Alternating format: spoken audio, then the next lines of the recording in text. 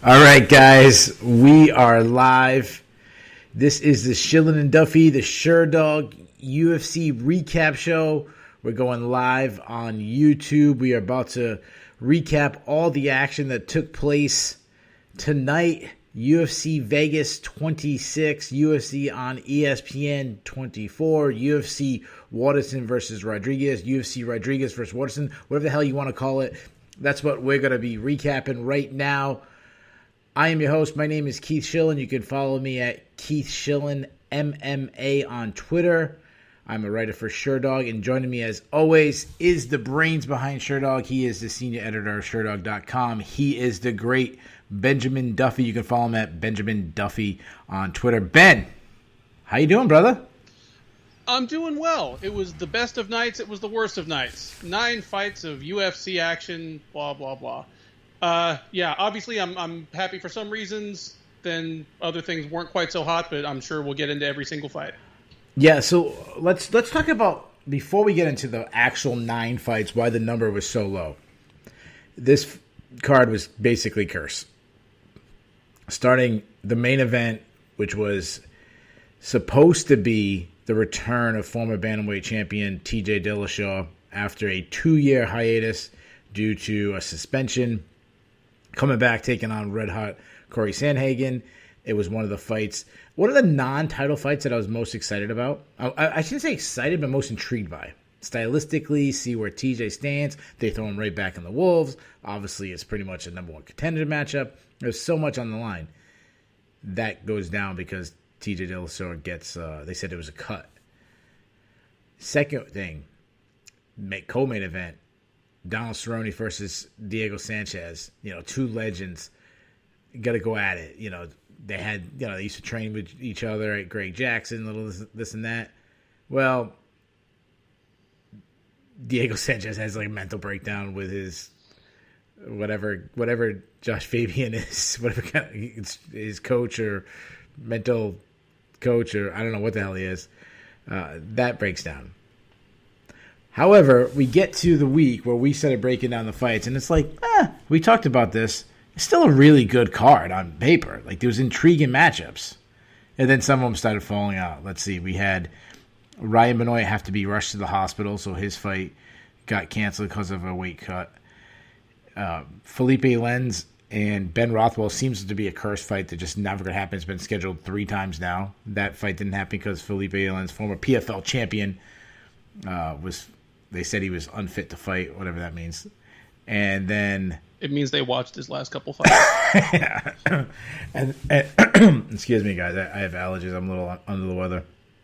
And then about an hour before the action kicked off, one of the fights that both me and you seemed like we were most excited about, Amanda Hebos and Angela Hill, was canceled because it was either Hebos or someone from Hebos's camp tested positive from COVID-19, got pulled.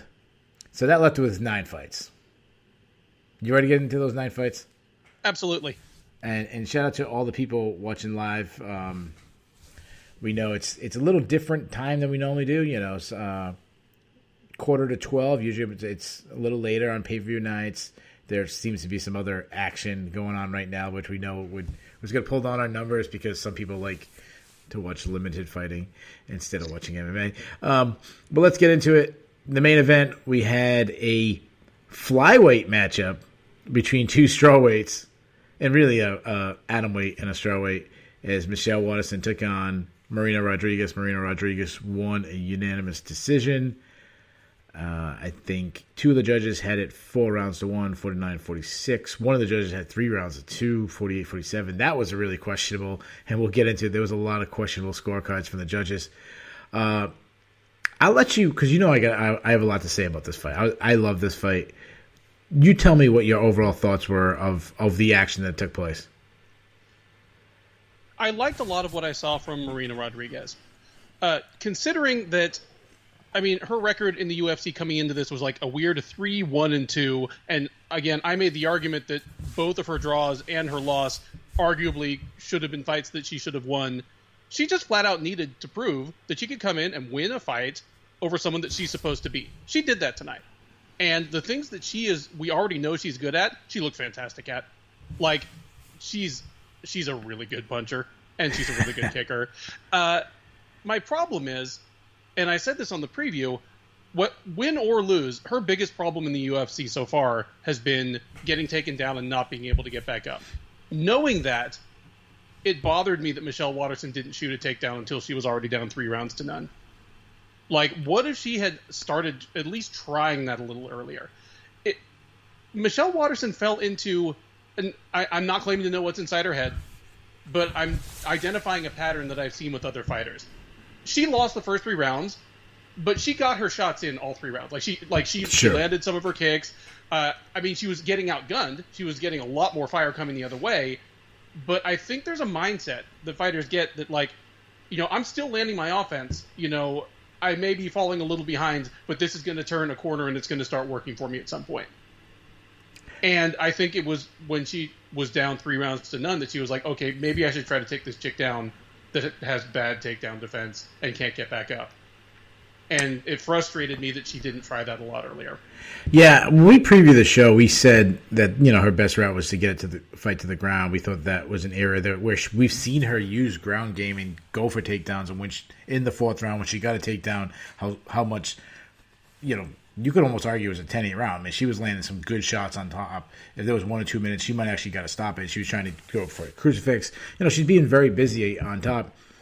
It was a head scratcher that she didn't look to initiate. She didn't shoot on the hips a single time. The one takedown she got was from inside the clinch.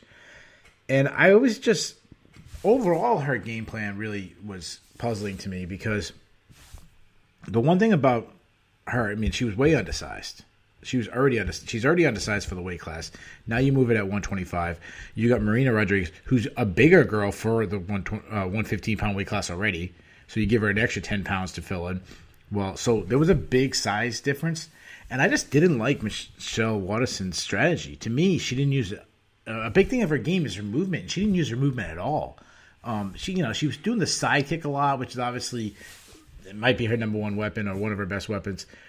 But that was it. There was no movement. There was no, where she bounces in and out, trying to use speed, trying to use lateral movement. There was nothing of that. And all she did was basically stay in that warning track area, is what I call, which I call between the fence and that black, inner line. She was in that range.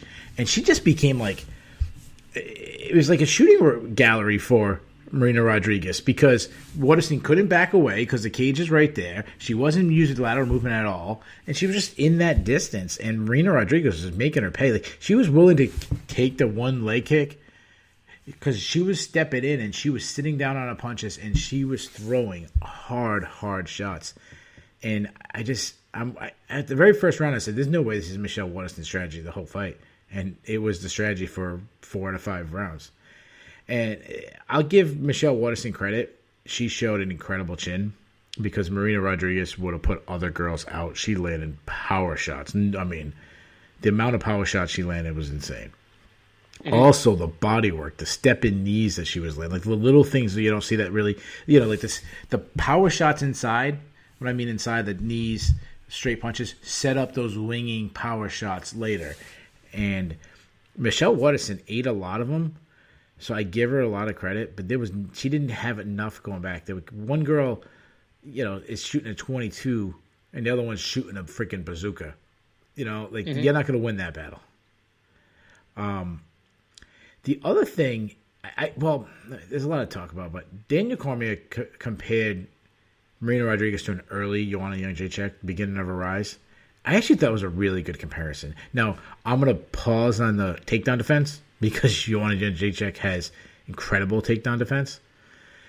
But just her Muay Thai style, the marching down, the throwing everything with power, with snap, with vengeance and violence on it, I think that was a really, really good comparison. And I like that going forward for Moreno Rodriguez.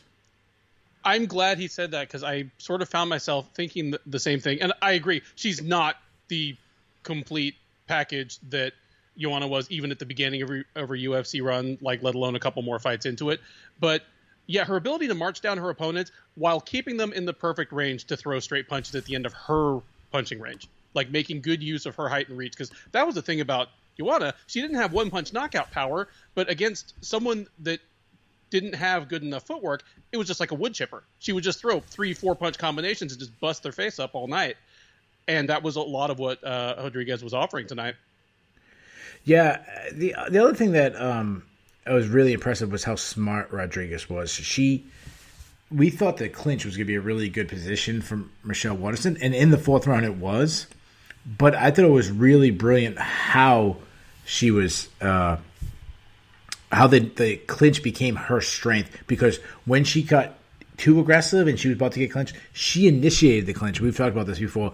If you have a weakness clinch, so initiate the clinch. Make it your offense. Go to the plum clinch. So now you're battling in a plum clinch where she's on the offense instead of your classic Greco-Roman chest-to-chest grappling where Waterson wants to be. I think that was also a brilliant spot. And then you also, when you're winning those areas, you really make that fighter not want to be in those close quarters in the future. That you really, not only do you win those areas, but you've also taken away a huge tool that they don't want to go to, which is actually where they need to go to win. I really liked it. I mean, I thought it was an absolute brilliant performance. Now, I tweeted this after the fight, that until I see her ability, talking about Marina Rodriguez, her ability to get up from on bottom, I still can't see her as a true title contender. Agree or disagree? Agree. Completely agree. I mean, Waterson, she's a surprisingly good offensive wrestler. She's a surprisingly effective top position grappler, but she is still one of the 2 or 3 smallest women in the division, and she smothered Rodriguez. Like, just smothered her. Like, Rodriguez spent 3 minutes on the bottom, maybe, and never even really came close to getting up, and Waterson was advancing position. You know, she was passing to the point where you said she was close to getting a crucifix. Like, that's a serious weak spot. That doesn't give me, like, that doesn't make me hopeful as she goes against some of the, well, kind of burly wrestlers and grapplers that are above her in the division.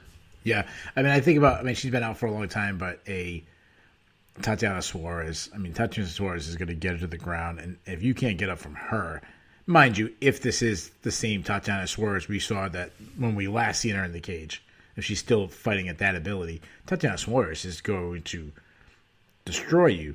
Talking about the champion, if you reach it, to the champion, Rose Namajunas is going to submit you. I mean, she's a wizard on the ground. She really does have a very underrated wrestling game when you talk about the champion. I think about, she struggled on the ground with Cynthia Calvillo. I mean, that was a fight that she was way ahead. She got 10-8. Luckily, she made it out of the round. She did get a win over Carlos Esparza, but that was a split decision. That's in a rematch. I don't know if I favor her. So, well, no, I mean, she lost to Carlos Esparza. Oh wait, she did. Yeah, she lost a split decision to Carlos Esparza, right. And it was the exact same thing. Like she beat the crap out of Esparza on the feet, but she couldn't stop the takedown and she couldn't get back up. Yeah. She beat Tisha Torres in spite of getting taken down. But yeah, the further you go up the division, the less forgiving it is of somebody that has no get up game. And both of them are very similar to Michelle Waterson, where they're both also undersized. The two girls you just named, Carlos Esparza is undersized, and Tisha Torres. I mean, Tisha Torres makes Michelle Waterson look big, So the thing about Rodriguez, though, is if she can keep it on the feet, she's as good as anybody in the division. Do you agree with that? She's at least on that top shelf. She's in the club, as you would say. She's in the club. Yeah, that's right. Yeah. Which makes it fascinating. And the other thing I really like, so one, we talked about Michelle Waterson's chin, and she obviously showed a great chin. But how about Rodriguez's chin? Because Waterson did tag her with some good shots, and she just walked right through him. Like, she didn't seem phased at all, one bit. Kind of very similar to what we saw last week with Yuri Prochaska. Yuri Prochaska was hit with big shots, but he was walking through Dominic Reyes' shots. That was very similar to what we saw here. And even more so, because there was one spot where Prochaska was actually hurt badly enough that he tried to initiate a takedown, whereas here, agreed, Rodriguez was not phased by anything Waterson threw. And that was the beginning of the problems, because Waterson in her perfect world, like the perfect Michelle Waterson fight, she's getting to throw her like cool, amazing kicks, and they have enough sting on them that they give her opponent pause. Even if they don't knock her opponent out, they aren't just marching through and throwing 4-punch combinations at her face. But yeah, she didn't have enough power to keep Rodriguez off her, really. Yeah, and the other thing, so there was, a couple question marks about Rodriguez heading to it. Obviously, first was the wrestling. I feel like we still have had that answered, and it's not good. But the other thing is, well, what happens if the fight goes really deep? We've seen her fade in other fights.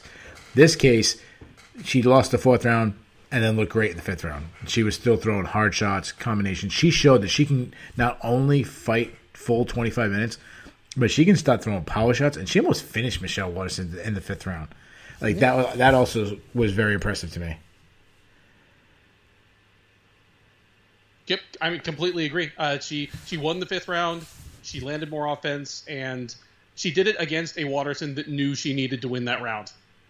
And yeah, so like that was very impressive. One thing we talked about, was it 2 or 3 weeks ago when Rose Namajunas won the title, that there isn't someone ahead of everybody. There isn't the class leader, that this is definitely the next person in line.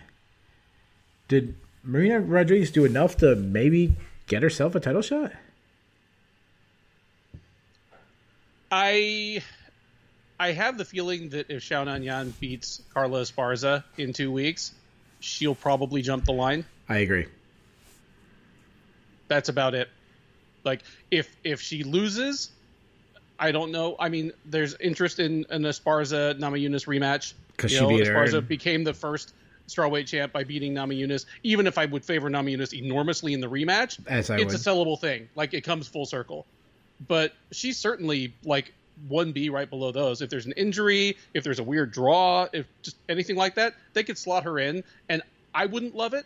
I would love to see her fight someone else before she gets a title shot, but I wouldn't hate it. It wouldn't even make the short list of most undeserved title shots. Yeah, no, definitely not. I totally agree with that. It wouldn't be undeserved. It would kind of be right place, right time. It's similar to what Marvin Vettori is. Like, no one seems too excited that Marvin Vettori is getting a title shot, but it's not undeserved.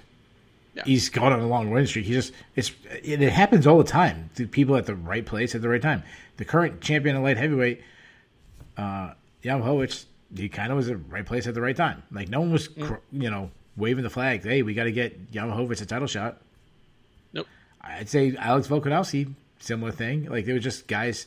You got a couple wins. The champion in your division is dominant champion. Kind of cleaned out the division a little bit, and you end up next. That's just how the game works. And so, to me, I think there's like 4 people, and 2 of them connected. So, Carlos Esparza, Yanan Shannon, those 2. I said that backward. Yan Shannon.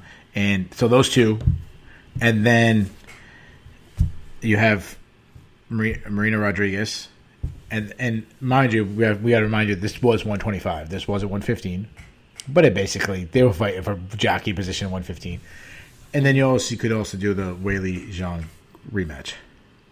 I expect that the way I said in the wake of UFC 261 that I hope they don't do an immediate rematch for all the reasons I hate immediate rematches. Yep. I suspect they will.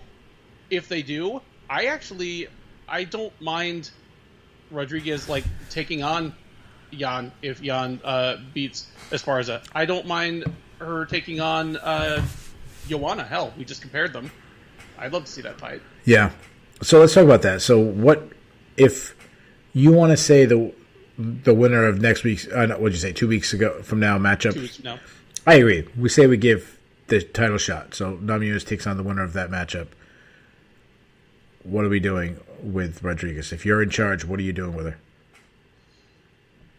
Problem is, she's fought a lot of the people around her in the rankings. I mean, She's fought Torres. She's fought Calvillo. She can't take a step down.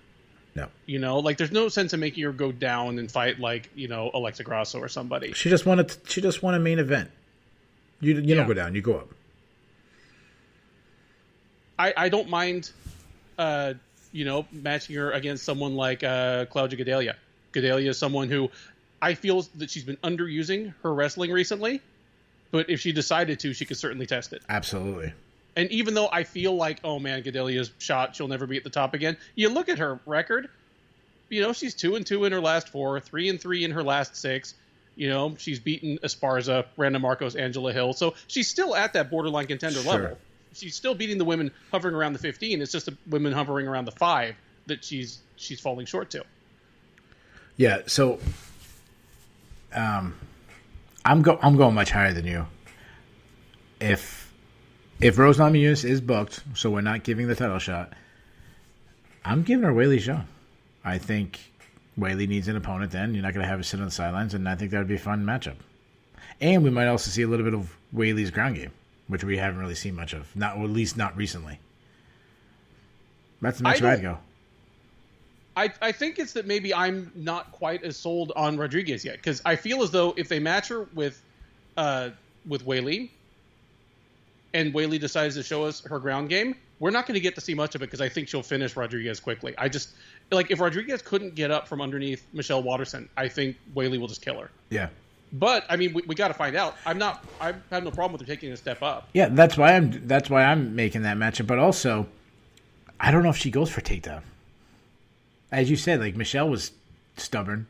I don't know if Weili is. We don't know. Then it's anyone's fight. Like we saw Weili versus Joanna, where neither woman made much effort to bring it to the ground. It was largely contested on the feet. It was a fantastic all-timer of a fight. Yeah, I mean, give me that. I'll take it. As far as Michelle Waterson, that was a nice plug that they were trying to do with, first mom to become champion. They were kind of pushing that. She's popular fighter. She's a karate hottie. She's good looking. She's got a big personality. She's very good on the mic. She's very likable. I don't know anybody who dislikes Michelle Waterson. But that's that ship sailed, right? There's we're not doing that story. Everyone kind of knows at this point that Michelle Waterson's not going to win a UFC title, right? Unless they introduce an atomweight division immediately. I was setting that softball up to you. Immediately. Sorry. That was a softball I was setting up to you. If you're the UFC, you're running the UFC, there's a lot of girls that could fall in that range, but you know how I feel about adding divisions. When you add divisions, you also, it's fun. It gives you a little spark of excitement for a little bit, but it also waters down other divisions. And we've seen that when we added 125, it watered down 115 a little bit, and it really watered down 135. Mm-hmm. Adding 105 would water down 115. But would you do it? Probably not. I mean, as much as I wish they had one, worldwide, there are probably only enough really competitive top-level atomweights to fill one division. Over in Deep Jewels, they have the same 4 40-year-old women just constantly fighting each other for 5 years, just your Maisawas and Tomimatsus, and then neither Invicta doesn't have enough atomweights to really keep a division going. If they all came under one roof and there was maybe 25 or 30 of them, sure, but that's never going to happen. So, I mean, right now, the UFC does not have a featherweight division. That's right. It has a rotating cast of women, most of whom can make 135, most of whom do fight at 135, and it's just whose turn is it to go feed Amanda's second belt. If the featherweight champ was anyone other than Amanda Nunes right now, I think the division would have been shuttered already. That's right. Yeah, and to me, because your champion has another belt in another division, just shut it down. Felicia Spence is cool and everything, and she probably deserves me in the UFC, but sometimes you got to give it a Bellator. You just got to do it. And then so Scott Coker can call Chris Cyborg the greatest female fighter of all time and completely ignore that Amanda Nunes knocked her out. I would give Felicia Spencer a better chance to go over to PFL and beat Kayla Harrison than anyone they have in that division right now. Well, so would I. I absolutely agree. She's a good wrestler and grappler who could under no circumstances probably make 135. She's kind of a big boned girl. Oh yeah, that's it. Yeah. Jay Petrie, Sherdog, associate editor and Mr. Stats, Facts and Figures. He also says if the UFC is pushing this Rodriguez is Joanna narrative, why not put them together? I like that. No, I mean, I don't hate it. I don't hate it. The one reason I love it doing a preview. If we're doing a preview, I'm loving that. Mm-hmm. I'm loving breaking down that fight. when it actually happens, I love watching that. I just want like after her last fight, I kind of want her to get a little bit of a softball. You know, she had the 2 losses to Rose.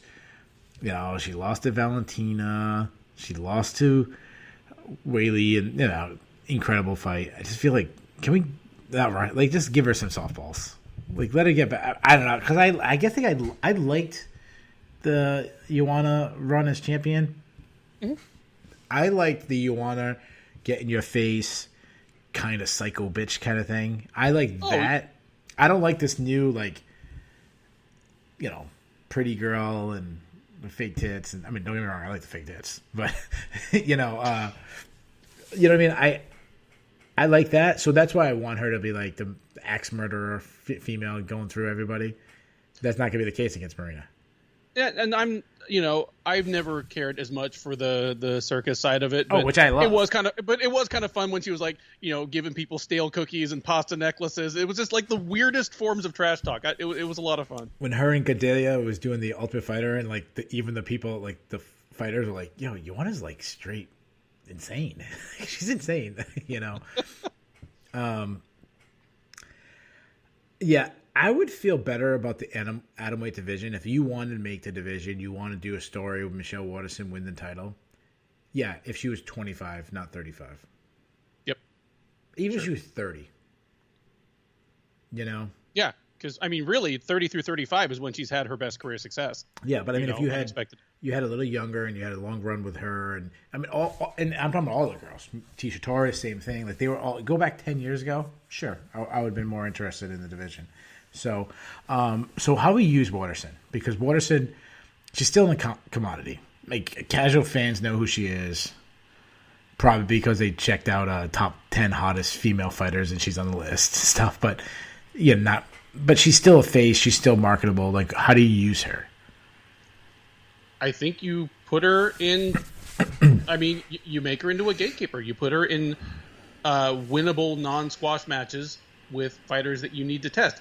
Like I said right off the top, Rodriguez did something that she needed to prove she could do. Just win a fight that you're supposed to win, that you're favored in almost 2-1 without anything weird happening.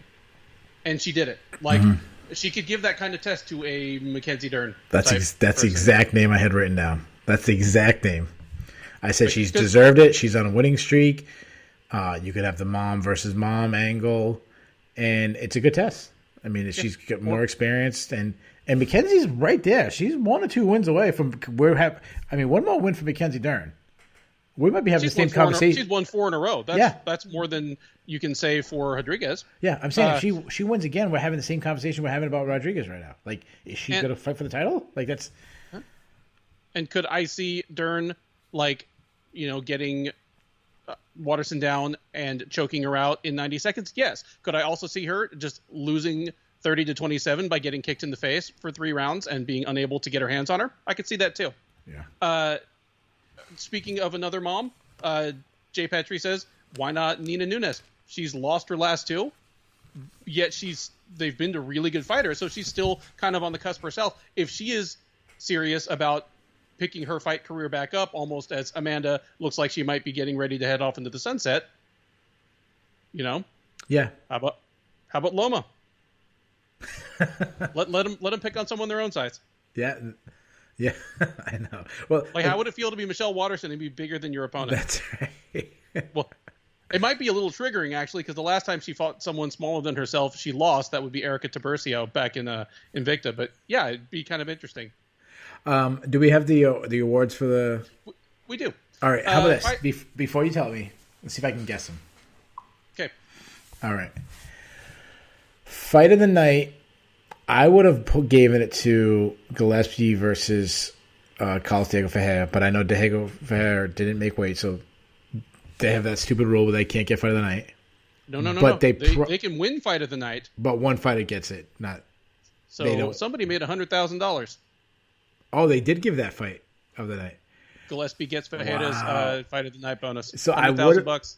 I would have gave it to him, but I was gonna say, despite them deserving to win it, I was gonna say the main event won it, just because they heavily favor. So let me guess the 2 performance bonuses.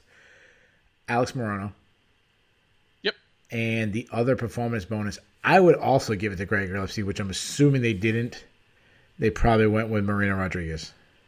They did not. Harris all the way on the opening fight? Yes, sir. We love it when the undercard guys and girls get a little extra love. And very good. Wouldn't you know, debuts, chokes a man all the way into the astral plane, picks up an extra $50,000. Congratulations, Carlston Harris. You know what? Good for the UFC. I don't know who picked the awards tonight, but they picked the right winners tonight. The comment section clearly wants us to move on to the co-main event because everybody's like, retire, cowboy. UFC will cut Cerrone. So I guess they're telling us to move on to the co-main. Yeah, let's get to the co-main event. The co-main event, I mean, we're going to breeze it. We only get 8 more fights to cover. And some of them we're going to go through fast. The co-main event, Donald Cerrone took on Alex Moreno. Alex Moreno take the fight on like a little bit over a week or whatever it was, notice. And Alex Moreno put on a performance of a lifetime. What else? So he won by first round TKO. But let's pause. Let's pause on Cerrone because I'm assuming we're going to talk about Donald Cerrone longer than we talk about Alex Moreno. I'm glad Alex Moreno gets one of these moments. When you're a career, I don't want to say journeyman, but you're a mid-card guy. It's nice for a mid-card guy. Like, this is his moment. This is the biggest moment of his career. He's never going to have a bigger moment. He's not going to go on a title run. He's not going to do anything else like that. He's not going to be anybody else in the top 10. Good for him. He got the opportunity. Good for him. I would say so.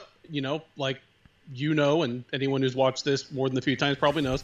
I know Alex in real life. Obviously, on a personal level, I'm super happy for him. This is, like you say, it's got to be one of the best nights of his life. I love that he did it by doing Alex Moreno things.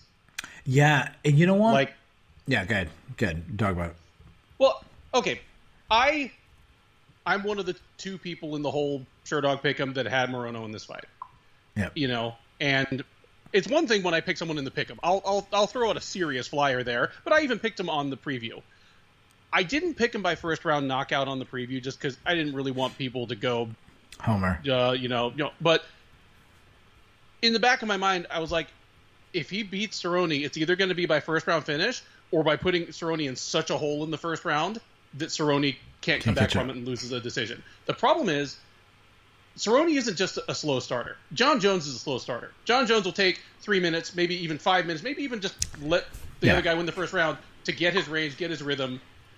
Anderson Silva was that way. Anderson Silva was that vulnerable. way. Yeah. Donald Cerrone is vulnerable. Max in the first Holloway. Round. It's not just. Yeah. Like, you're not going to put Max Holloway out in the first minute. You might put Cerrone out in the first minute. It's perfect. Like, he's not Max Holloway. Like, when Cerrone fought Conor McGregor, even, I wasn't super high on McGregor's status at that time. I was like, McGregor's going to put him away in the first round. Like, McGregor's a fast starter, and he hits like lead. And Cerrone just, for the first couple minutes, if somebody comes right at him, he looks like he's never been in a fight before. He's been in 50 fights. Yeah. He's one of the greatest fighters, certainly one of the greatest fighters never to win a major title. Like, just top of the list. Oh, yeah. But he's the most wins in UFC history. Yeah. He's always been gettable in the first round. He never had great head movement, and it's gotten worse as he's gotten older. And in Moreno's perfect world, that Brazilian Jiu-Jitsu black belt with like the red stripe on it goes out the window, and he wings overhand rights. Yeah.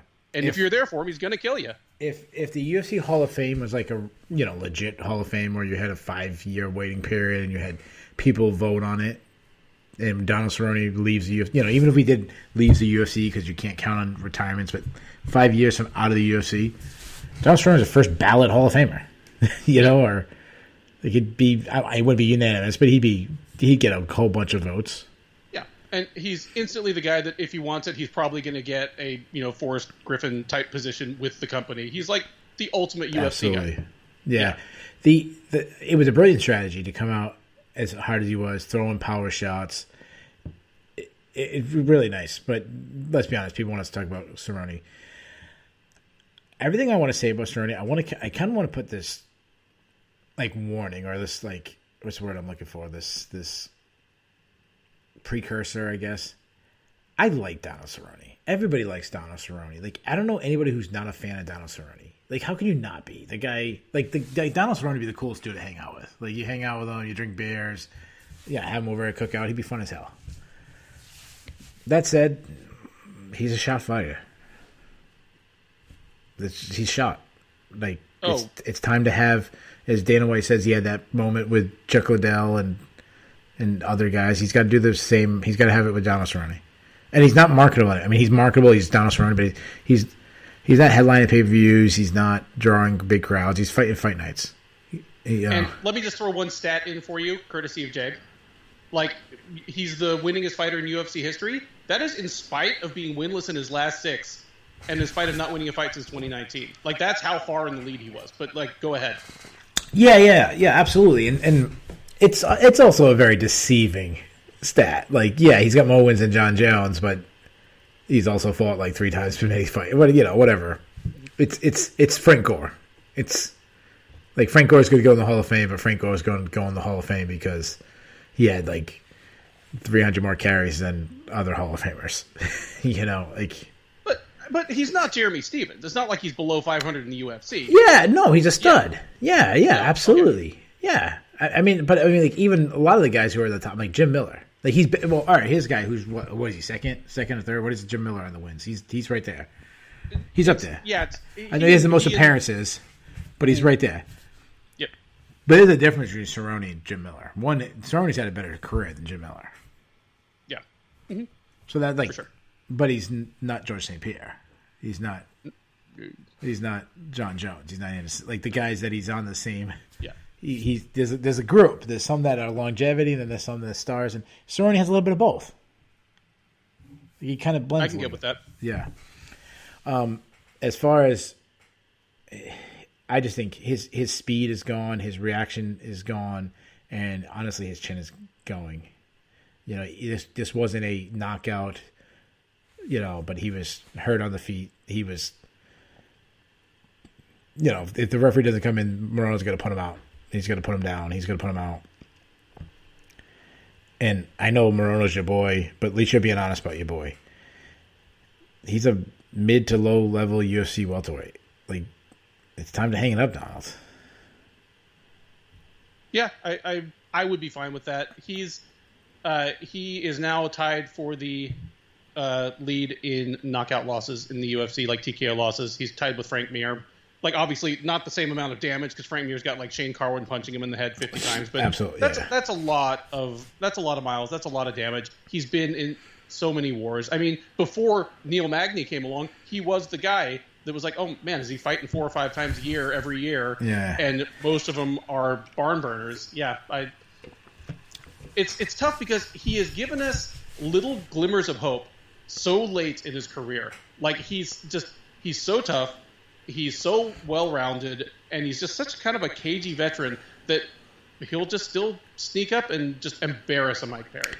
Yeah, but when the time comes, it's not a... What happens in MMA is we don't have, like we see in Major League Baseball, where you have a great hitter, right? Say, and I'm just throwing up stats. Don't at me and be like, your stats are wrong. But you have a Wade Boggs or a Tony Gwynn, and they're batting .315 every year, .320. They're right in the batting. Well, then next minute, then all of a sudden they're at .305. Then the next year they're at .280, and then they're down to .260, and then or Albert Pujols, the perfect example, guy who got cut. Yeah, he used to bat .330. Now he's batting .230.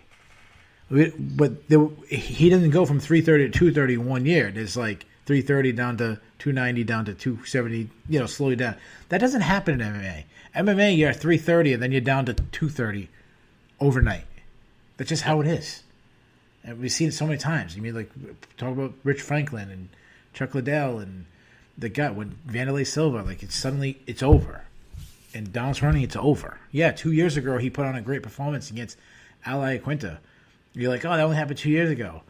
That could have been 20 years ago. It's the same equivalent at this point. He's a shot fighter, and I hate saying that because it's Donald Cerrone. He's the coolest dude alive. You know what I mean? I don't think he's that cool. But What?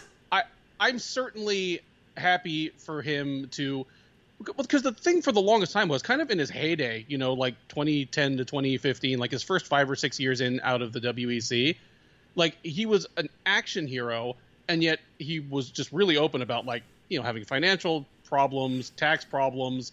He really seems to kind of have his life in order at this point. He's like, I mean, Daxon is the cutest kid on the planet.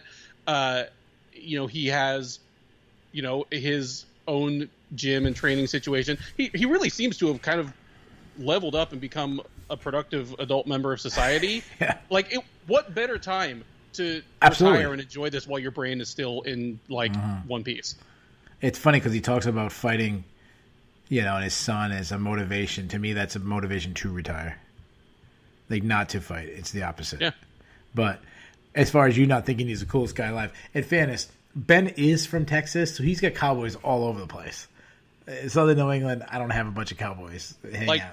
And if you're from Colorado and you call yourself cowboy, I mean, no, I'm sure, he's definitely cooler than me. Nobody wants to hang out with me, but I'm just saying, I never got that part of it. The persona never really,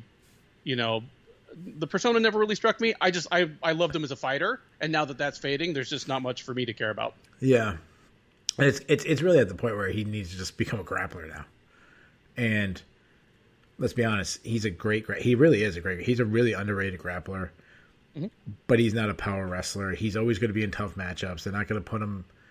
Donald Cerrone is not going to be fighting third from the bottom against Christian Aguilera. That's not going to happen. No, I mean, I love Alex. I'll probably swing by his gym this week and interview some of his guys that are going to be on Dana White's Looking for a Fight the night after 262. But the UFC can't match Cerrone really any steps down from Alex Moreno. Yeah, no, absolutely. You know what I mean? Yeah, so I know. So I usually message you and say, let's matchmake so-and-so. I messaged you about Cerrone, but we both kind of saying he should retire. And if you're new to this show, that is rare for us to say. I would not be comfortable with somebody telling me that I need to retire for my own good. And because of that, I tend to err on the side of not doing so to others. But yeah, he's losing. He's taking a ton of damage. And yeah, just I wish he would. Let me ask this before we move on. If Donald Cerrone actually listened, he doesn't even know who we are, but if he actually listened to somebody high up in the UFC who agrees with us and he retires, how would you remember Donald Cerrone? Well, I said a few minutes ago, he's very high on the short list of greatest fighters never to win a major title. One of the greatest action heroes in MMA history. Win or lose, he was appointment viewing from the WEC days all the way, through at least the first 30 fights of his UFC career. Very admirable, anyone, anytime, anywhere ethos. Underratedly well-rounded, like you mentioned, the underrated grappling. He used to be a guy with just terrible takedown defense. It never got great, but he became a surprisingly good offensive wrestler, over the years. Just got better at the reactive takedowns. Never a, power blast double guy, but yeah, he never stopped improving until his body finally started to give out on him. And yeah, he's an all-time great. He's a Hall of Fame type fighter. And if you think about the guys that he kind of was facing on his rise up, they're all kind of done too. So he was just the last one of them. You think of you think of Jamie Varner. Think about the guy like that. Diego Sanchez was the last alum of the first season of The Ultimate Fighter to still be an active fighter, and he still technically is an active fighter. And Donald Cerrone was the last fighter from the first season of the Tap Out reality series to still be fighting. You remember that show, right? Look at you, the Tap Out. Yeah, I remember it. Yeah. Sunshine. Yeah. There's no Sunshine. There's no Matt Major anymore. Charlie Valencia's gone. Charlie Valencia. Yeah. Wow, man. That's it.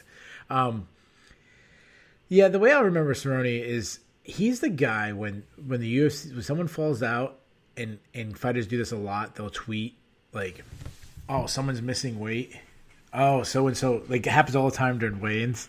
Like the fight would be going on, and like next weekend they'll be in Houston, Texas, and suddenly somebody's misses weight. A fighter all the way in southern New England who knows they're not going to get flown out in the next hour and somehow make weight in that hour will tweet, "Oh, I know a guy," like because they're trying to get likes on Twitter and kind of be, "Hey, look how tough this guy! He's willing to take the fight on an hour's notice." Like they do that, but they don't really mean it. Donald Cerrone really meant it. Like he really would be like, "Yeah, if you figure out a way to get me there, I'll fight him." Yep. James Krause obviously meant that, but there's very few people. But Donald Cerrone is like of those people, of your Sam Alveys, your Kevin Hollands, your Neal Magneys, your James Krauses. Donald Cerrone is the king of those because he was like the first guy that was always. Well, hold on, let me back up. First guy was Tank Abbott, but he's first guy of the more modern time. Gabbett. Yeah, the more modern time. He doesn't have to make weight. You just got to peel him off the bar stool and get him in there. And that's right. So let's move on. Before that, we had the battles of the Neal as Neal Magny took on Jeff Neal, and Neal Magny won a unanimous decision. Man, like my notes, I start taking notes, and they're all going one way, and you could.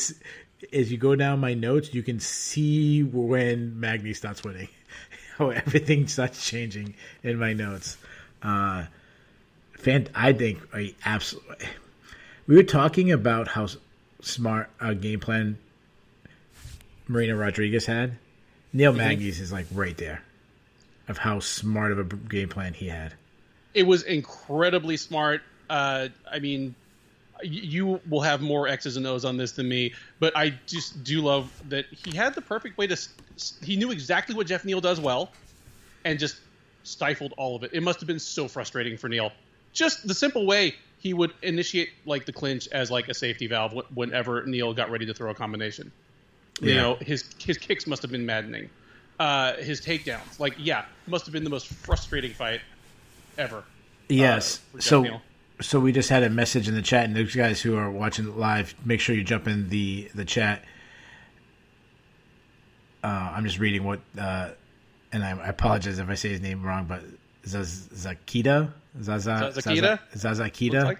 said he said he's just frustrated by Neal Magny. I'm sorry, Jeff Neal style, and I was frustrated by Jeff Neal style too. But when I was watching, I was frustrated because I root for who I picked, and I picked Jeff Neal to win. I don't care that Neal Magny won. Like once I get my pick wrong, then I move on. I was frustrated that he was losing, but I was like, "There's nothing he can do about it."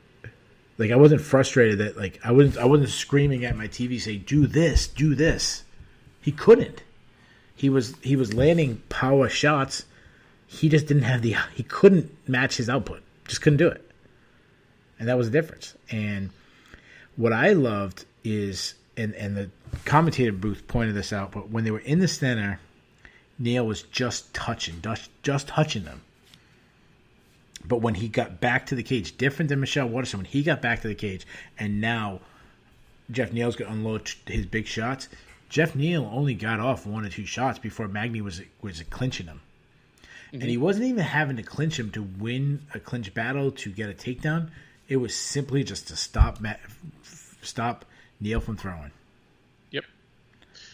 So you seem to be crediting this more to a brilliant performance by Magny, and I will probably defer to you on that, but I see the second time in a row that Jeff Neal has lost a fight and seemed unable to make adjustments even after he was losing.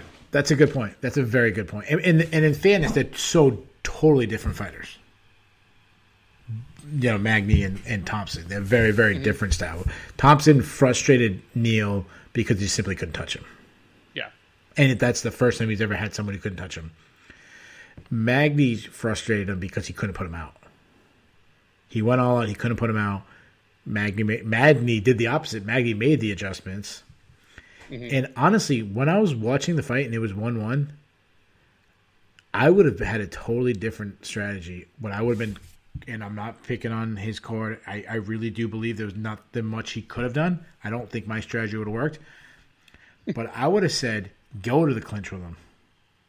Because now he can't – if you go in the clinch and you press him against the cage, now he can't outnumber you. In the middle of the cage, he's just throwing 4, 5, 6 punches for every one you throw. In the clinch, he can't really do that. So at least now we limit his output. You still have to deal with his size. You still got to deal with his height. So there is a lot of problems he's going to – and plus Neal Magny's an underrated offensive wrestler. He's a terrible defensive wrestler. But maybe you get your takedowns. Not that Neal is known for his wrestling, but maybe you get a takedown. So I actually would have encouraged the clinch when they were starting. Early, I would have been discouraging the clinch because he was having such great success early. But once your gas tank was kind of dumped and Magney was pulling away through, suddenly that area where the open striking wasn't your strength. Now it was your weakness. That's what I would have changed up. Would it have worked? I have no idea. But I mean, it would have been a change. But I guess what I mean is this is twice in a row that Neal has lost a fight, and he's not changed course. Like, I don't know if there's anything he could have done differently against Thompson or against Magney. All I know is he came out for the third round fighting exactly the same as the second. Yeah. Just there was no visible attempt to make an adjustment, and it's frustrating to me because in a vacuum, I still think Neal is one of the best boxers in the welterweight division. He absolutely is. Like just fantastic natural power without winding up on things. Throws nice combinations. Has good footwork. Throws straight punches. Like, he's a very good boxer. But if you can neutralize that in any way, or even just survive it like Magney, he hasn't shown that he has much else. Yeah, I mean, it was a battle of quality versus quantity. And sometimes quality wins, sometimes quantity wins. Tonight, quantity won.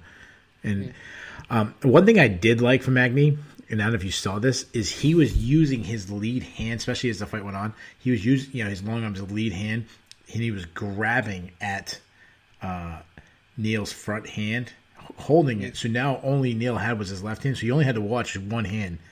Again, must have been maddening for Neal. Just so it was so frustrating. Yeah. And I didn't have any real rooting interest in it either.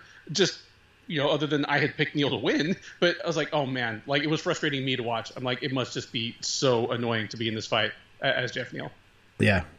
And as Zakita, I'm sorry if I say that much, as Z is saying, he says that he's blaming this more on Neal, and that's fine. I'm okay with that. He's saying that he doesn't look at Magney as a top 5 guy. Any top 5 beats him. I agree, but the way they beat him, the way you beat Neal Magney is not the way Jeff Neal fights. You beat, and which is, I understand this is Z's point, but you beat Neal Magney on the ground. You take him down like Michael Chiesa. So I want to agree with Z. Until Neal Magney if Neal Magney ever gets some kind of takedown defense, then I really do believe he could be a top 5 fighter. But until he does, I feel about him the same way I feel about Moreno Rodriguez. If you fight in his realm, he's going to look fantastic. But you get him out of his realm, we've seen him look terrible. His last fight against Mike Chiesa, he looked terrible. He did. And the thing is, 6'3" welterweight, whose legs are longer than my entire body. He may never have great defensive wrestling, but his cardio is so good that he has outlasted and beaten. In a row, he beat Kelvin Gastelum, Johnny Hendricks, and Hector Lombard. Just by being the fresher man after about 7 minutes and just whooping on him. I think the only thing more impressive with that is that you knew all 3 right off the top of your head, the order and everything. That's even more impressive. I might have had the order wrong. Wow, the very fact that you still had it off the top of your head is even more impressive. Magney. So talking about cardio, you really have to. There's guys who everyone has a level of cardio, obviously, but there's certain people that have cardio as a tool. It's not just an attribute. Cardio is a tool to Conor McGregor's left hand is a tool, and Robert Whittaker's jab is a tool. Cardio is a tool. That's part of his game. It's part of Gregor Gillespie's double leg. This Magney's cardio. Colby Covington's cardio. There's certain guys. And some guys just won't have it. Some guys will never have a left, straight. There's some guys. Anyways, what we do with Magney next? So we talked about the top 5 guys beat him, but what would you do with Neal Magney? I mean, he's got another quality win. He's got to be matched with someone. He called up Vicente Luque. I like that matchup. That's what I would do. What would you do? I like that matchup as well. These are two guys that in Magney and Luque that have been hovering around the 11 through 15 range for years. They always just seem to drop one bad one at the most inopportune time. I like that a lot. Like, whoever wins, again, I think of them as a top 10 fighter. I'm not writing it out right now to see whether they actually come in at 10 or 11, but they are a top 10 quality fighter. It would be a hell of a fight. I'm thinking of just all the different kind of mini matchups within that fight.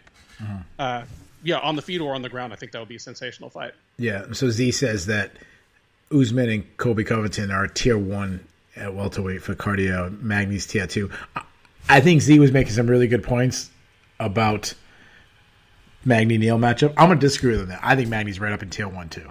I think Magney and Colby has similar because it's all about output, where Usman is output and power. Usman carries power throughout all 25 minutes, which is even more impressive to me. Magney and Colby aren't. They land power shots that look bigger because the guy that he's going against is fading. So you don't need to have the biggest shot to put him out. Usman hits just as hard in the 5th round as he does in the 1st round. So maybe, I'm not going to debate but I think Magney's cardio is right up there with those guys. I would agree with Z Zazakita in this, that Usman and, I have no idea how the 3 guys would test if you put them in the lab and made them blow into the oxygen thing, but Usman and Colby, it's helped by the fact that they impose a pace on all of their opponents that not only are they the fresher man, but their opponent is exhausted. Their cardio is a weapon because they start out the fight going, okay, I'm going to start at this hellacious pace, and so not only am I still going to be fresh in 2 or 3 rounds, my opponent's going to be dead. Magney does that sometimes. I think his cardio probably favored a little bit into this fight, even if it wasn't the deciding factor. And then sometimes, when he beat Hector Lombard, cardio beat Hector Lombard. I was thinking about the Anthony Rocco Martin fight, and I know a lot of people thought he lost that fight, but the reason why he was even in the fight was his output. Yep. So, anyways, we got to move on because we got to talk about the fight that everybody wants to talk about. Maurice Green versus Marcos Rogerio de Lima. Marcos Rogerio de Lima won by unanimous decision. It was a snoozer. Green's takedown defense has always been a problem. De Lima was able to duck under strikes, get the takedown. And the most exciting part of this was a brief exchange after the 2nd round where 3 men had falls. First, Maurice Green was raking Marcos Rogerio de Lima's eyes. The second person had a fall was Marcos Rogerio de Lima as he threw a punch clearly after the bell. And the third guy was Herdine, who said he was taking away a point from de Lima, but then didn't take a point, and he seemed like that parent who's going to say, I'm going to punish you, and then never does punish the kid, and everyone's like, yeah, okay, Mom. Yep. Anything This fight was fucking terrible. I mean, 3 rounds of just, Marcos Rogerio de Lima took him down immediately, did enough not to get stood up, and that's about it. The only thing I'll remember about this fight is I was trying to figure out what Marcos Rogerio de Lima looks like, and Sherdog associate editor Jay Petrie said he looks like Warley Alves ate Thiago Alves. Warley Alves. It was just a terrible fight. This is low-level heavyweights. Why it was on the main card, I don't know. But you know what the thing sucks is?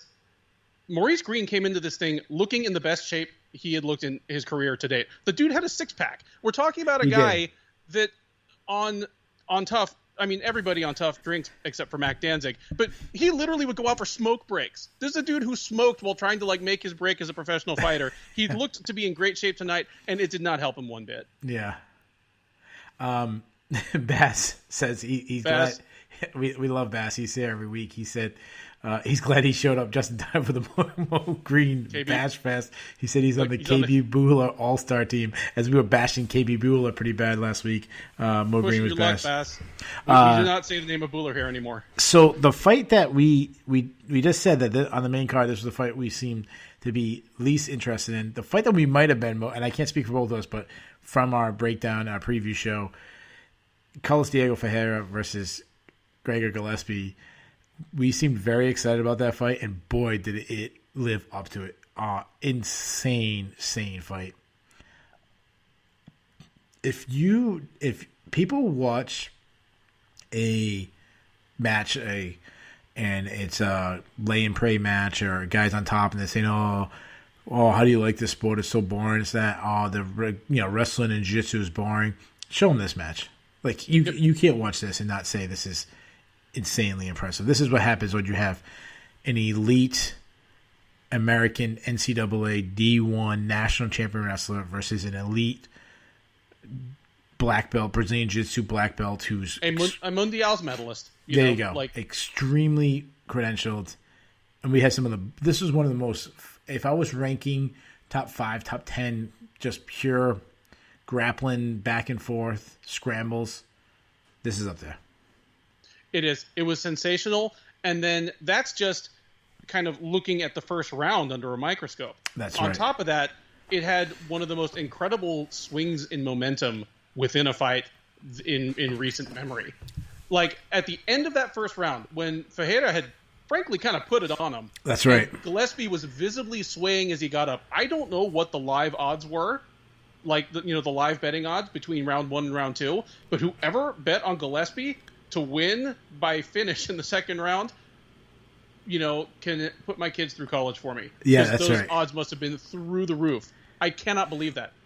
My thought, I was getting ready to talk about this fight on our show. I'm always thinking about, okay, what are the points that I want to bring up? And sure. My points were going to be, you know what? Yeah, I know that Fejera missed weight, but maybe this is just a sign that Gillespie can't hack it at 155. These guys are too big for him. He looked tired, but man, it's funny. It's funny you say that, because I'm glancing at my notes, and it's same as I said about the Magney and Neal fight. As my notes changed as I'm going down the list, I usually kind of start from the top, first round notes, then I go down, and my note that I must have wrote right at the end of the first round was, I wrote elite wrestler versus elite Brazilian Jiu-Jitsu, and then I wrote, but Fejera had the deeper gas tank, and then I had a question mark, which I was going to ask, how much of having a deeper gas tank was from not having to cut an extra 5 pounds, cutting it short. If he did cut it, I'm not going to say he cut it short, but, not having to cut 5 extra pounds. And then my very next note was Gillespie dug deeper and broke him. How crazy. That was my next note. Yeah. I think it's worth addressing that.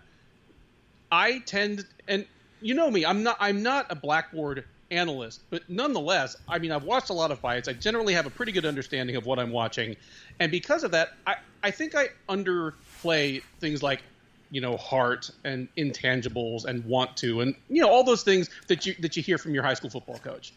Sure. But credit where credit's due. Gillespie dug deep tonight. He was wobbling on his way to his stool because he was tired. He was rung up, and he was a different man in the second round. And I don't know this for a fact. I haven't talked to him or anybody who would know, he's training partners with Moreno, but I haven't talked to him about it either. But I wonder if Fejera's his weight miss and then just the magic disappearing gas tank were the results of maybe a training camp injury, an illness. That's not to excuse it. Everybody fights injured in this sport. Everybody fights with their little bumps and bruises. Just most of the time we don't know about it. Yeah. And we happen to know now, Fejera blew weight by almost 5 pounds. I don't know. But It was because not only was Gillespie a story of 2 different fighters from round 1 to round 2, but so was Fejera. The scrambles in the first round, a lot of it was because Gillespie would get takedowns. Fejera wouldn't concede the takedown. He's like, I'm not going to let my butt or my shoulder blades touch the mat. I'm gonna grab your arm. I'm gonna go for a single of my own. Fejera, he conceded the takedown in the second round. Like, he was clearly tired, and then obviously the end just turtled up, broken down. Yeah, you made a good point. It could have been something like that injury. Oh, quick shout out. Fury Fighting Championship top contender Leomana Martinez, who, if I recall correctly, is fighting on the Fury card. Hold on a second. Hold on. Let me jump in for a second. He's also, I didn't realize that was him in there. He's also going to be featured on this week's MMA Past, Present, and Future. But again, carry on. Oh, perfect timing. Keith Shillan invading Houston and interviewing my people. And I'm going down to Dallas, Texas next week. Oh, sweet. Nice. Okay, but hey, first time good in Texas. To see you, champ, Leomana Martinez. If you don't know, now you know. Go check out any of the 4 times he has wiped out Casey Jones. If you want some insane highlights. He's also a Contender Series alumni. He was on this. We don't season. Talk about that. Okay, well, I'm just trying. I was using it as a compliment, as a little shine. So back to Carlos Fejera. I agree there might have been injury because one thing that's actually his game is his output, is his cardio. I mean, you listen to Saif Sayud in the first round, like he was saying Gillespie's getting tired. There was one point where they were at Gillespie was whizzing him. They were side by side, and Diego was doing that what they call like a high tack in the shoulder instead of like what most people would do like a limp on to take the back. He was in that position, and I remember Saif saying that, and I thought about the Tyson fight when they were in Abu Dhabi and it was like 100 degrees. And his output was insane. So that makes me think you might be onto something. But on the other side, you got to remember, when he's been credited with having these things, it's been mostly a stand-up contest. Stand-up and grappling is 2 different things. Yep. And obviously he has a grappling background, so I'm not saying he gassed because he was grappling. But it's just different. Like some guys, they can really throw punches all day long. And they don't really waste energy in that. And some guys can't. Some guys can grapple all day. Some guys can't. So it might have been simply just being a high grappling, especially because they were scrambling so much. It's a lot of quick bursts. Maybe that tired him out. It might have been a mental thing, as Gillespie said. You're mentally breaking a guy. You're on top of him. You're kind of suffocating him. You feel like he can't breathe. They're heavy on top of you. Someone like Gillespie and his level of wrestling, he's not going to feel like a 155-pound guy pressing on you. He's going to feel like a 255-pound guy. Could have been something like that. One thing I want to say about this fight is we talked about on the preview show about Gregor Gillespie is he was at one point on the Sherdog rankings. He was coming at like 15th. He was taking the last spot. And I was the guy arguing he shouldn't be on there. And I say our rankings based strictly off what have you done, not off potential. Because when a guy comes in with Gregor Gillespie's background, you go, he's a Division I NCAA, champion. And he's undefeated in his MMA career. And he's undefeated. Right. And, like all these incredible things. And we've seen what all-American wrestlers have done. You think about some of the greatest fighters in the history of the UFC who are known for their wrestling who didn't win the NCAAs. A Randy Couture, a Daniel Cormier, a Cain Velasquez, Matt Hughes. Like, there's so many guys. And he actually won it. So I'm just trying to show people what level of wrestling this guy is. This guy is elite of the elite. Mm-hmm. But my argument is, who's he beating? Well, you can't make that argument anymore. Like, now I think he deserves to be ranked. I just want to put that out there. Like, the question marks you had about him, like, could he, the first time he really got tested was against Kevin Lee, and he lost that one. You start saying, well, who is he? You can't do that anymore. Now he's beating a guy probably better than Kevin Lee. Anyways, you ready to move on? I think he should fight Islam Makhachev next. That's all I wanted to say. I want that fight. Like, Makhachev is just on Twitter constantly with the nobody wants to fight me, everybody turns me down. Gregor Gillespie isn't going to turn anybody down. Yeah, that's right. Give me that fight. I want to see what it looks like when Makhachev isn't the better wrestler. Yeah, give me that fight. I don't remember, and I apologize who tweeted it. It was a media member. I forgot who it was. I apologize. He tweeted that, and I go, oh my God, that's the matchup to make. And I retweeted it. I was like, there's nothing I want more than this matchup of Gregor, Gillespie, Islam Makhachev. So we are 100% in agreement. That's the fight to make. Oh man, that would be fun to break down, and that would be some crazy scrambles. Yes. And the first fight of the main card, Phil Hawes versus Kyle Dawkins, another fantastic fight. I love this fight. What I love about this fight is it was the same intangibles we just talked about. Phil Hawes was in a position, it was the same thing he was in last one, where he got hurt, and other times he would have found a way out, and he didn't. Once he gathered himself, he looked better after that. He started landing heavy shots. His wrestling was on point, and instead of fading and finding a way out, he dug deeper, and it was incredible. This was, to me, was the best performance of Phil Hawes' career, and he had tons of hype on him. And this is when you start feeling like, I'm not saying he's going to win the title or anything like that, but you got to feel really good. If 5 years ago you were saying things, Phil Hawes is going to be a top guy in the UFC, and people were making fun of you, you got to be feeling pretty good about your prediction now. Yeah. The only prediction I really feel good about is my prediction that this would be fight of the night, because while it didn't win fight of the night, I wasn't far off the mark. No, absolutely not. And I said this right after the fight. I just tweeted out, like, a Phil Hawes who doesn't get tired, a Phil Hawes who it builds from round to round, and a Phil Hawes who just shrugs off the submission attempts of a very good submission grappler like Kyle Dawkins. He is a concerning issue for the middleweight division. Yeah, he's 32, but there is something about him that just still feels like a raw prospect. He doesn't have that many fights. He hasn't taken that much damage. His athleticism is still top shelf. Insane. Like, he may just be one of those guys that he's just hitting his stride in his early to mid 30s. Like, I'm not predicting he's going to be champ. That's a nasty division at the top, but he certainly hasn't hit his ceiling yet. I will predict that Phil Hawes is at least going to get a UFC title shot at some time in the next 2 or 3 years. Wow, you're going. I don't know if I'm going that far, but I'm very intrigued by him. Like, you're driving the bandwagon. He might be 2 impressive wins away.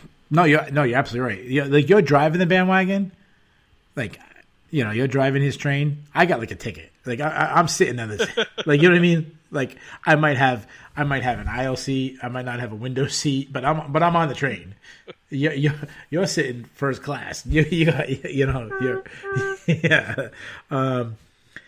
So you talked about the gas tank. That obviously is what everyone's talking about. What I also love is he almost submitted. Like, I don't think people realize how close he was to getting that Von Flue choke. You saw Kyle Dawkins' face. Like, I don't think he could saw, because in the position you can't really see. But if you go back, I actually saw it when he went down, and I said he's gonna watch out for that Von Flue choke. He was actually setting up. He grabbed and at one point he tried to get his arm off, and he did what so Prue does, and he grabbed it and put it back in position. He wanted his hand over him. Yeah. Oh, and he was and going see, the for thing it. is, I mean, I've been Von Flue choked before. Like, thank goodness, not all the way out, so I didn't pee myself or anything. But there's a difference between when you have the guillotine and you're like, okay, I know I'm in a bad position, I can let go of this any moment. Then when you suddenly realize, oh crap, my arm is trapped. Yeah, it's a moment of panic, dude. Yeah, and even Dawkins, who I'm sure has put in thousands of hours of grappling, he did not look happy in that moment. Yeah, and then you have Phil Hawes, who's built like a Greek god, squeezing you. Like, yeah. I've never grappled with Phil Hawes, but I'm assuming he squeezes extremely hard. Just going on a limb. Like, I feel like he could open up a lot of jars, like really tight jars. Like he's getting it open. Like I don't think he's asking many people to loosen jars for himself. Oh, if you had any other takes on this fight itself, go ahead, and then I've got something else on this one. Yeah. The only thing I was going to talk about is that he's already booked with another fight, which is really weird. Yep, that's you going to say? He was booked within half an hour of the end of his fight. No, he was booked before the fight.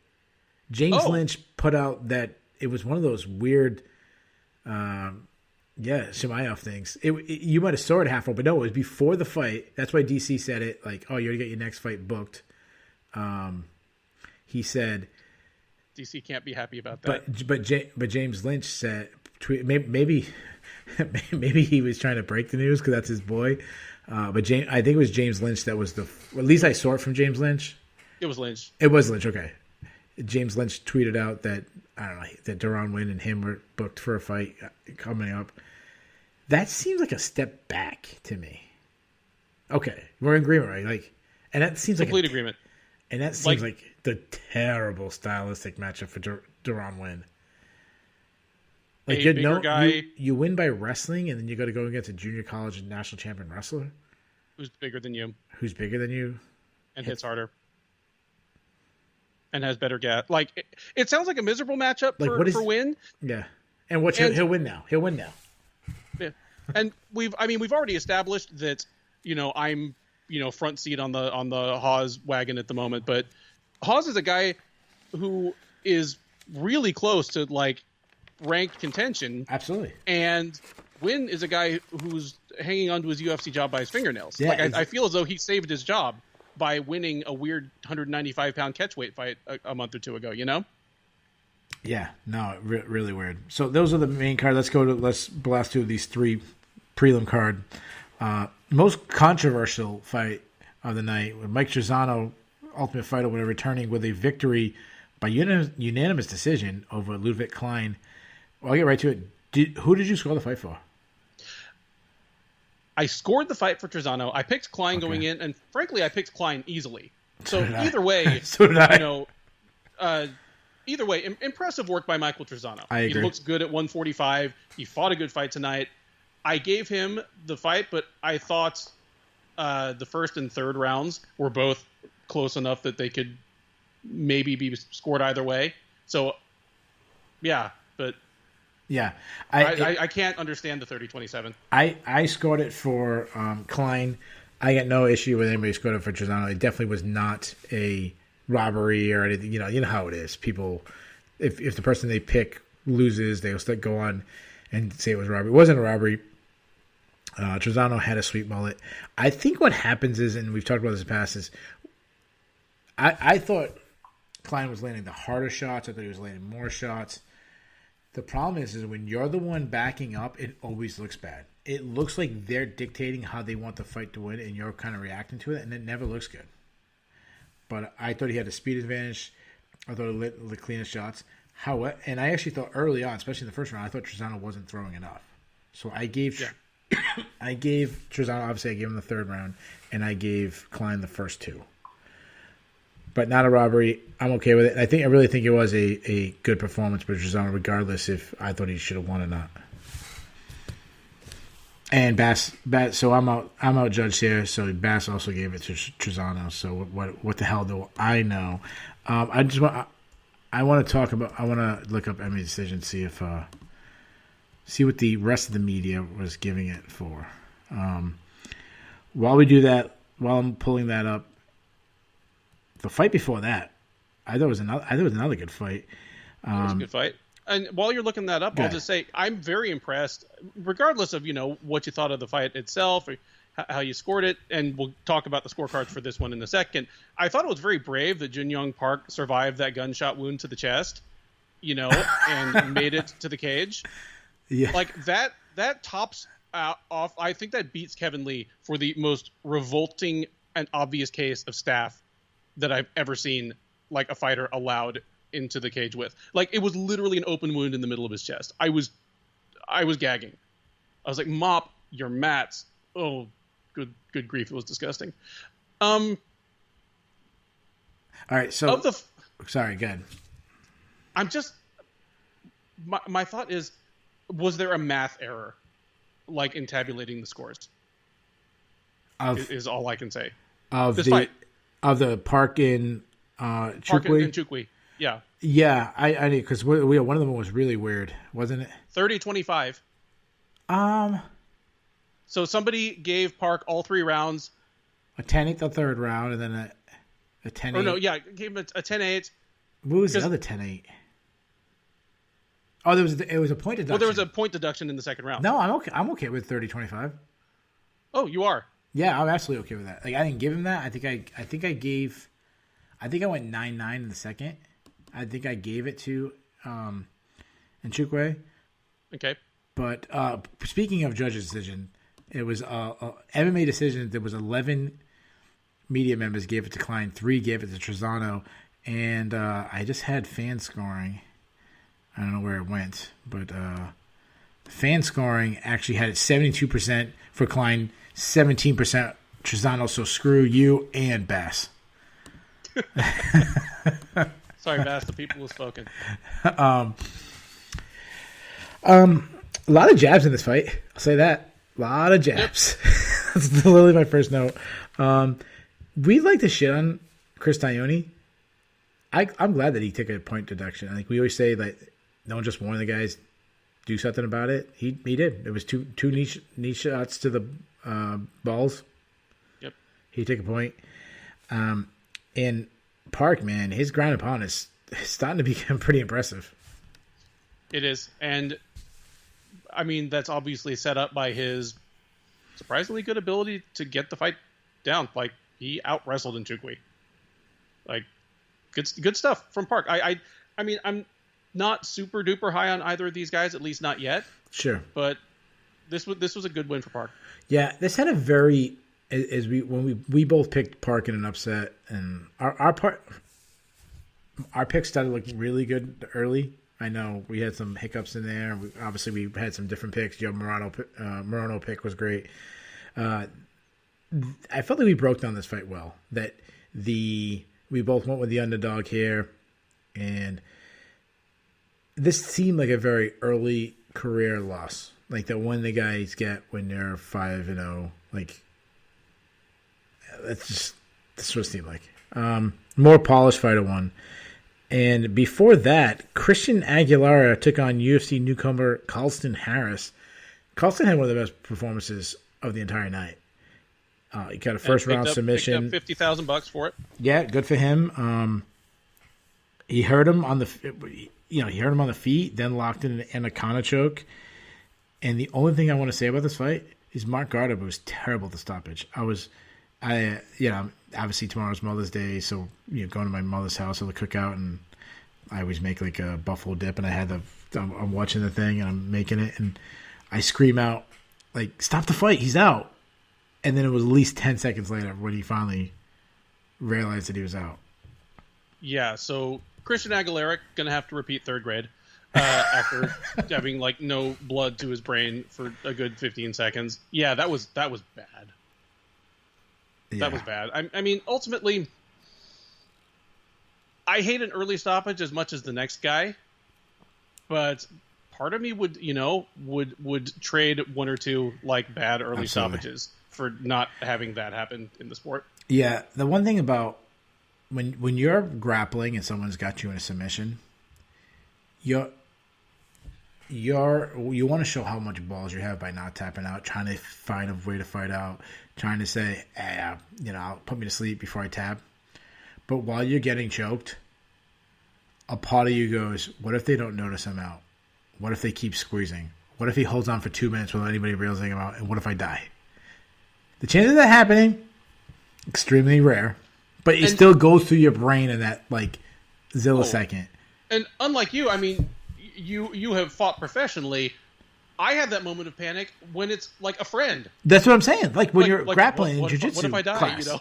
Like, yeah, in jiu-jitsu class. Like, will they realize that, especially if, like, it's one of those ones where your face is facing, and this one, his face is up, but when your face is facing down, if, say, it's a guillotine or, say, it's any position where your face is facing down, will anybody see that I passed out?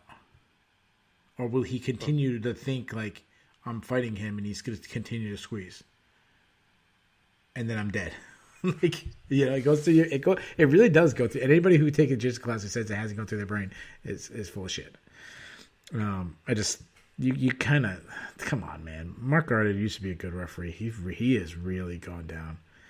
And we're I don't really like bashing the referees, but it seems like we've been doing it a lot lately. So anyways, there you have it. We covered all 9 fights. Let's go to the fun stuff, the Bulls, the Bears, the cut list, and our grade. I have 4 people for the cut list. How many do you have? You have 4 people for the cut list? I have 3. Okay. Let's go with you, and then we'll see. So the way the cut list goes is both me and Ben say who we believe should no longer have a job with the UFC. Obviously, that sounds negative, and it is negative, but we also try to make room for up-and-comers and new people. Yep. So to officially be on our cut list, they got to be on both of our lists. So obviously, I have 4 and he has 3, so somebody is getting saved from my list. Ben, tell me your first person. First one on my list is Maurice Green. I agree. He's lost 4 fights in a row. Maurice Green. Second one on my list is Donald Cerrone. Am I saying it's going to happen? No. I'm saying I think it should happen. He wasn't on my list because I was looking at it more as a retirement. But, yeah, if he said he's not retiring in the UFC, they should cut him. So, yeah, okay. Bass has Maurice Green on his list 4 times. What did Maurice Green do to Bass? He stole 15 minutes of his life. And my last one, I believe this will be unprecedented that I'm putting someone on my cut list who won their fight and did not miss weight, but Marco Sergio de Lima, I don't care. Get him out of my sight. I did not cut him. So I had 3 other people that was not on your cut list. So, I'm open to being convinced, so let me know who they were. All right. Number 1, Christian Aguilera. He's lost his last 2 fights. He lost both by submission. It's a really good weight class. There's good prospects out there. I would cut Christian Aguilera. And then my last 2 I put together. And these are technically not employees by the UFC, so they can't be cut. But I just want to put them on the cut list just for the hell of it. Mark Goddard and Herb Dean. It's time to get those guys out of the doing UFC fights. They used to be 2 of the best referees, and they are 2 of the worst referees now.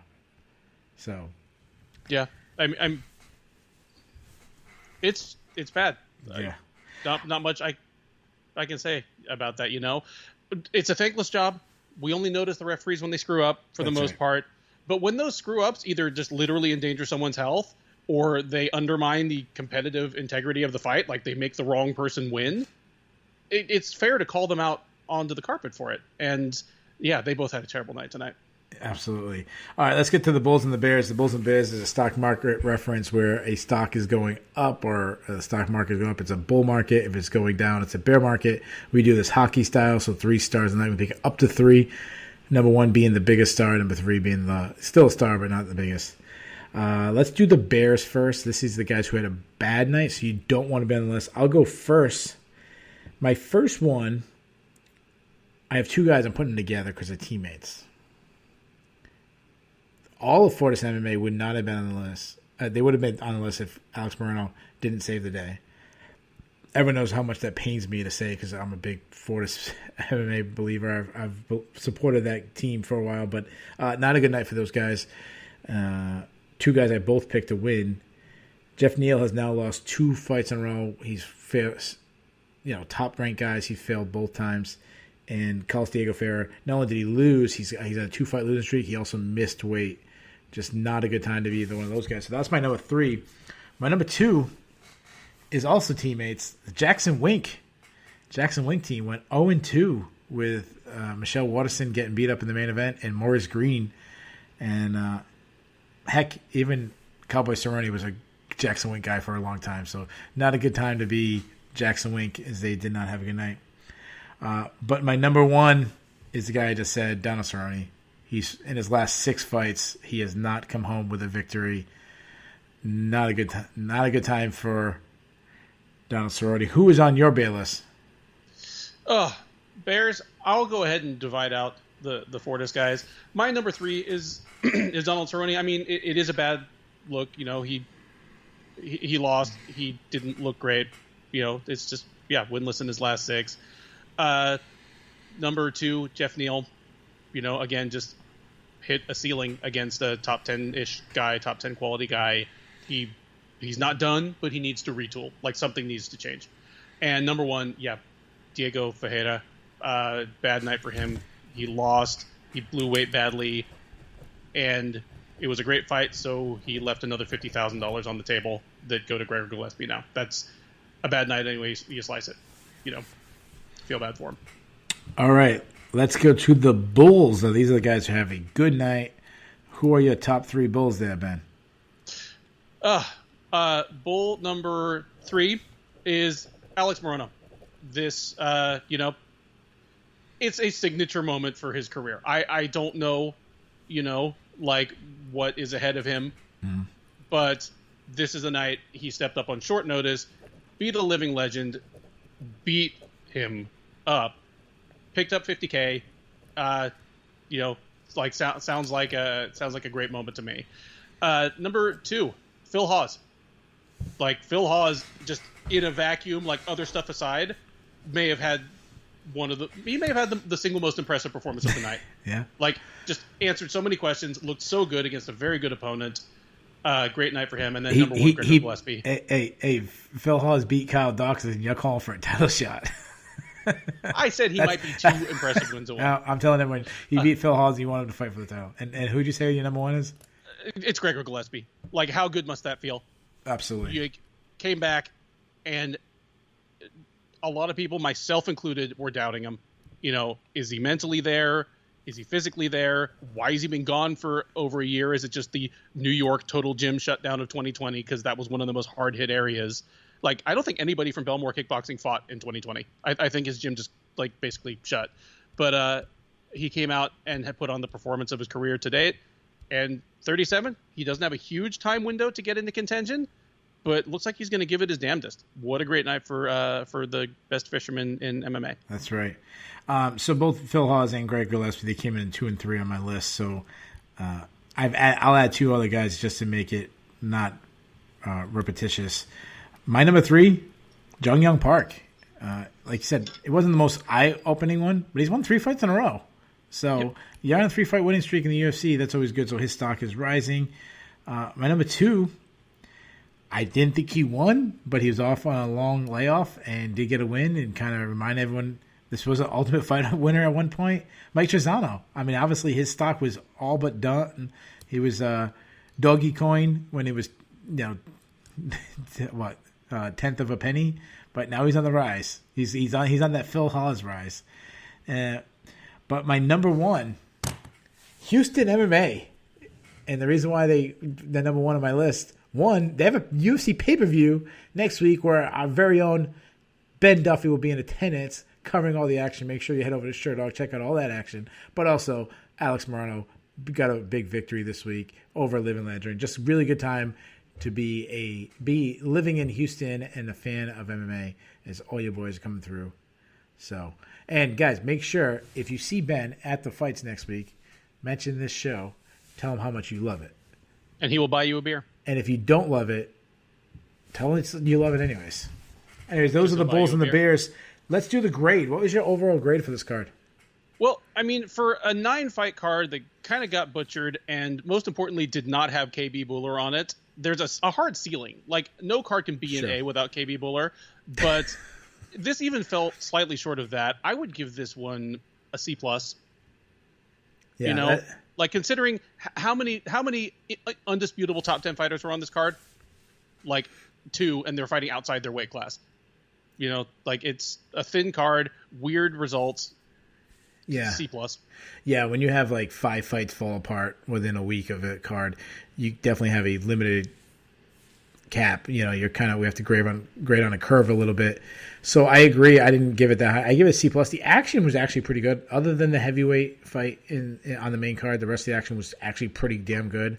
So I'm also going to give it a C+. I thought it did deliver with what it was what it was dealt. So there you guys have it. We have covered all the fights, did all the fun stuff. We'll be back. Actually, we will not be back next week, as Ben, as I just mentioned, will be in Houston, Texas. I will be doing the live recap. I won't be doing it solo. I will have a co-host. I'm not sure who will be next. I might have one lined up for you. We might have someone lined up. We don't want to say it next. It might be Maurice Green. I'm not really sure, but we're going to have someone very, very important recapping the event with me. But make sure, obviously, the UFC. What UFC? I don't even know what UFC number is this. What UFC? 262. 262. Make sure you check out all the UFC 262 coverage this week at Sherdog.com. There'll be previews.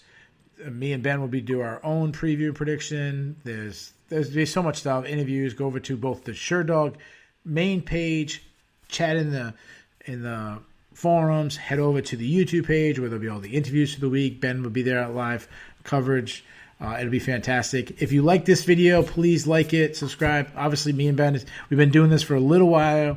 We're starting to get the routine of this as we do at every event, but we're still kind of new. So spreading the word is really important. We don't tell people to do it enough, but tell a friend, then tell your friend to tell 10 friends, and do all that. You know how they say it. Like, subscribe, do all of that. All the people in the chat, we love you guys. You guys are fantastic, and we'll see you guys next week.